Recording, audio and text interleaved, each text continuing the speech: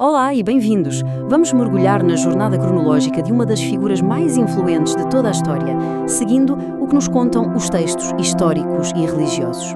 E tudo começa, na verdade, com uma pergunta, não é? Como é que a vida de um carpinteiro da Galileia pôde, de alguma forma, mudar o curso da história para sempre? É uma questão que ecoa há séculos e é essa a exploração que vamos fazer juntos, evento a evento. Então, por onde começamos? Bem, a história dele não tem um início nada comum. Pelo contrário, está rodeada de eventos extraordinários, desde o seu nascimento aos primeiros anos de vida. Vamos ver o que aconteceu. Ok, olhem para esta linha do tempo. Tudo arranca com a Anunciação. Logo a seguir, o nascimento em Belém. Depois, a famosa visita dos magos, que vêm do Oriente.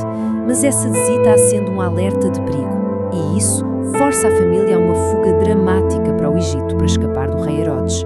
Só depois da morte dele é que eles finalmente podem voltar para casa, para Nazaré, onde ele cresceu. Depois da infância, o que segue? Bem, damos um salto no tempo para os momentos que marcam a transição dele. Sabem? Da vida privada para se tornar uma figura pública. É o início da sua missão. O que é que o pôs nesse caminho? E há este momento que é simplesmente fascinante. Muito antes do seu ministério como adulto, temos este vislumbre, esta pequena janela para o seu propósito. Aos 12 anos, imaginem, ele é encontrado no Templo de Jerusalém a debater, a ensinar os doutores da lei. A sabedoria dele já espantava os maiores eruditos da época. Dá para imaginar a cena, não dá? Então, como é que tudo começa, oficialmente? Basicamente, através de 3 passos fundamentais. Primeiro, o batismo no Rio Jordão. Logo a seguir vem a provação, 40 dias no deserto. E, por fim, o passo final. Ele começa a chamar os seus primeiros seguidores, como Pedro, André, Tiago e João. O núcleo do movimento estava formado. A partir daqui, tudo estava pronto para arrancar. E com este pequeno grupo reunido, ele lança-se ao coração da sua missão. Começa a viajar por toda a região, a partilhar a sua mensagem, a contar as suas parábolas e a realizar atos que muitos descreveram como autênticos milagres. A sua voz estava finalmente a ser ouvida pelo povo. E que mensagem era essa? Esta citação do Sermão da Montanha talvez seja o melhor resumo. Bem-aventurados os pobres em espírito, porque deles é o reino dos céus. Isto era completamente revolucionário. Invertia toda a lógica de poder e valor da época. Foi o que passa a ser a humildade, a fé. Era sem dúvida uma revolução na forma de pensar. Mas não eram só palavras, certo? Os relatos estão cheios de atos de poder, os chamados milagres. E não era só uma coisa, havia de tudo. Curar doentes, expulsar demónios, acalmar tempestades e até, diziam os textos, ressuscitar os mortos. É fácil perceber porque é que a sua fama crescia a uma velocidade estonteante. Mas como é que se ensinam ideias tão profundas e complexas? Ele tinha um método brilhante, a parábola. Em vez de teologia abstrata, ele contava histórias. Histórias simples, com as quais toda a gente se podia identificar. Pensem no bom samaritano, ou no filho pródigo. São histórias que escondem lições espirituais muito profundas. Uma maneira simplesmente genial de ensinar. E no meio de tudo isto, acontece um momento que é um verdadeiro ponto de viragem. Durante uma das suas viagens, Pedro, um dos seus seguidores mais próximos, vira-se para ele e diz: "Tu és o Cristo, o Filho do Deus vivo."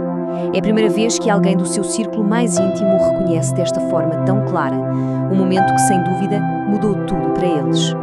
Agora, a história leva-nos para Jerusalém e aqui o tom muda completamente. Entramos na sua última semana de vida. A tensão está ao rubro e o confronto com as autoridades parece inevitável. O ambiente está pesado, o fim aproxima-se. E os acontecimentos precipitam-se de uma forma vertiginosa.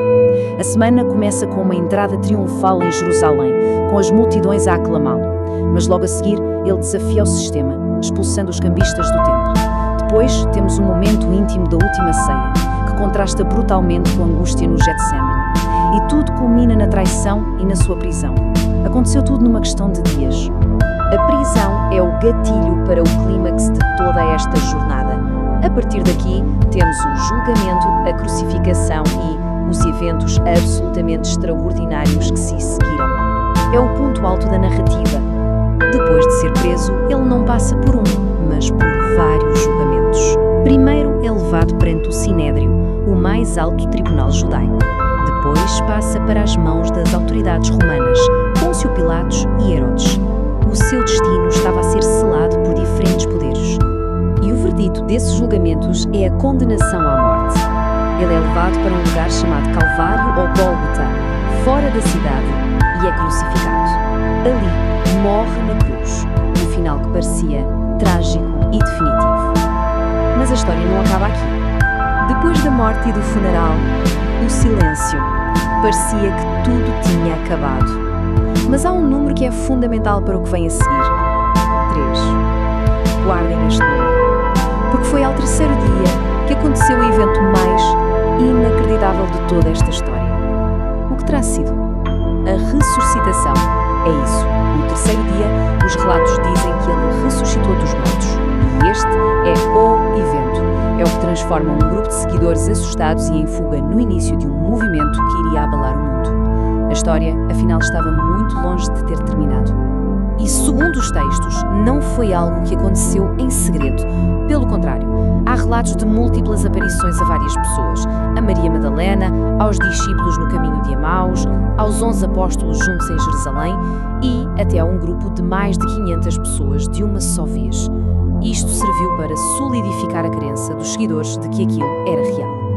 E assim, a sua jornada na Terra chega ao fim com um último evento, a Ascensão. Perante os seus discípulos, como uma despedida final, ela ascende ao céu. A missão deles, agora, era continuar a sua mensagem. O fim da sua presença física marcava o início de uma nova era. O que nos leva de volta ao início, depois de percorrer toda esta jornada, desde um berço humilde até a ascensão, qual é, afinal, o maior legado? Os textos apontam para uma mensagem de amor, para um exemplo de vida. Mas, no fundo, o verdadeiro impacto desta história continua a ser uma questão para reflexão.